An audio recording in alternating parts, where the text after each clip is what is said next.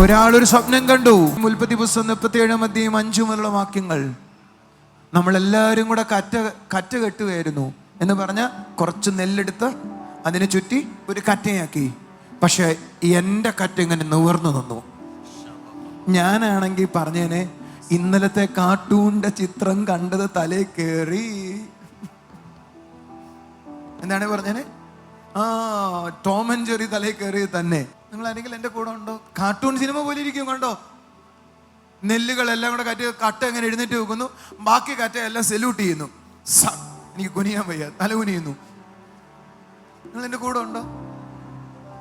ഇത് കണ്ടാൽ നിങ്ങൾ ആരെങ്കിലും ഗൗരവമായി കാണുമോ? നിങ്ങളുടെ കറ്റ എഴുന്നേറ്റ് നിൽക്കുന്ന കണ്ടാൽ നിങ്ങൾ ആരെങ്കിലും അതിനെ ഗൗരവമായി കാണുമോ?